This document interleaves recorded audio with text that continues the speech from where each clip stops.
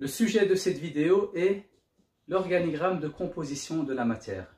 Comme vous le voyez, un organigramme est une représentation schématique des liens qui existent entre les éléments qui composent la matière. Cette vidéo va vous expliquer l'organigramme de la matière partielle. Pourquoi est-ce que je dis qu'il est partiel? Comme vous pouvez le voir ici, je vais expliquer qu'une partie de l'organigramme. L'autre partie sera expliquée dans une vidéo ultérieure. Analysons donc notre organigramme d'un peu plus près.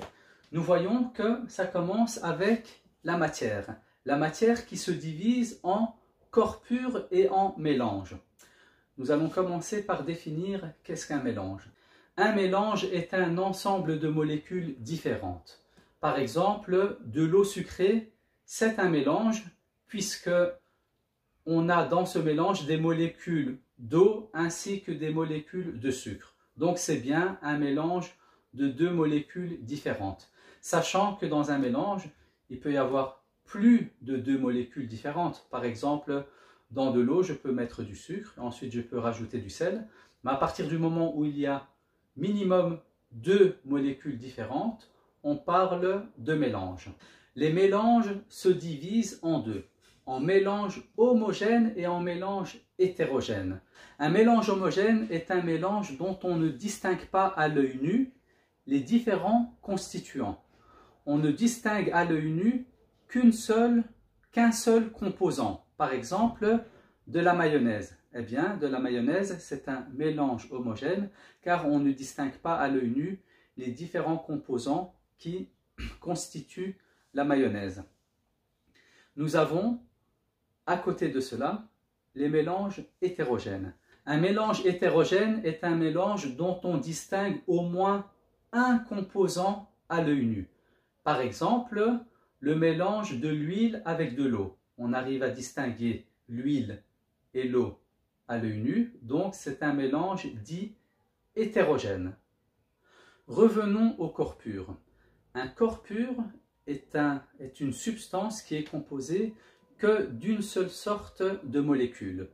Si je prends l'exemple de cette bonbonne de dioxygène, elle ne contient que des molécules de dioxygène, donc elle contient un corps pur. Puisque ce corps pur, je vous le rappelle, c'est un corps qui est composé que d'une seule sorte de molécules. Les corps purs se divisent en corps purs simples et en corps purs composés. Commençons par définir qu'est-ce qu'un corps pur composé. Un corps pur composé est un corps qui est constitué d'une seule sorte de molécules, mais ces molécules, eux, sont constituées d'atomes de nature différente. Prenons l'exemple de l'eau. Molécule d'H2O. La molécule d'H2O est composée de deux atomes d'hydrogène ainsi que d'un atome d'oxygène. Donc, quand on a une bouteille d'eau pure, cette eau est un corps pur composé, puisque cette eau est composée de molécules identiques, H2O, qui, eux, sont composés d'atomes de nature différente, des hydrogènes et des oxygènes. Prenons un deuxième exemple, le sel de cuisine, NaCl. Le sel de cuisine est un corps pur composé, puisque le sel est composé de molécules identiques, NaCl, mais ces molécules sont composées d'atomes de nature différente. Un atome de Na, donc de sodium, et un atome de chlore, de Cl. Revenons à nos corps purs simples.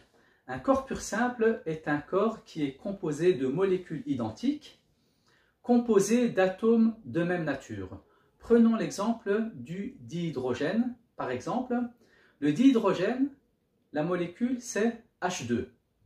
Eh bien, H2 est composé de deux atomes d'hydrogène. Donc, elle est composée de deux atomes de même nature. Prenons un deuxième exemple, le cyclooctasoufre. C'est un corps pur simple, car il est composé de molécules identiques, mais ces molécules identiques sont composées d'atomes de même nature. Ici, nous voyons que le cyclooctasoufre est composé de 8 atomes de soufre par molécule. Il y a cependant une subtilité pour les corps purs simples, puisque les corps purs simples se divisent à leur tour en corps purs simples élémentaires ou atomiques et en corps purs simples moléculaires. Nous allons d'abord expliquer la partie des corps purs simples moléculaires avant de revenir aux corps purs simples atomiques. Comme nous l'avons dit, les corps purs simples peuvent être des corps purs simples moléculaires. Qu'est-ce que cela signifie? Souvenez-vous, une molécule est constituée de minimum 2 atomes liés entre eux. Donc à partir du moment où nous avons un corps pur simple dont on a 2 atomes liés entre eux, comme par exemple le dihydrogène, eh bien nous avons affaire à un corps pur simple dit moléculaire. La caractéristique des corps purs simples moléculaires, c'est qu'elles sont toujours non métalliques. Donc les corps purs simples moléculaires sont toujours des corps purs simples non métalliques.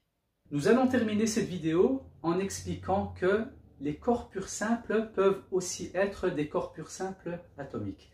C'est-à-dire que c'est des corps purs dont la plus petite partie est sous forme atomique. Un atome est toujours isolé. Autrement dit, il n'est jamais rattaché à un autre atome. Parce qu'à partir du moment où un atome est attaché à un autre atome, on ne parle plus d'atomes, mais on parle bien de molécules. Les corps purs simples atomiques sont particuliers car ils peuvent être soit des corps purs simples métalliques, comme par exemple le fer, le cuivre, l'argent, etc. Tous ces corps purs sont des corps purs dits atomiques car leur plus petite partie est sous forme d'atomes isolés. Les corps purs simples atomiques peuvent aussi être non métalliques. Alors pour les corps purs simples atomiques non métalliques, ce sont les gaz rares ou les gaz nobles, comme par exemple le néon, le xénon, etc.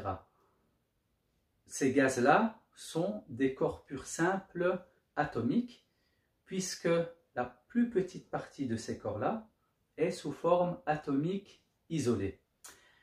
Nous avons fait le tour de l'organigramme de la matière partielle. Merci d'avoir suivi cette vidéo et bon travail à tout le monde.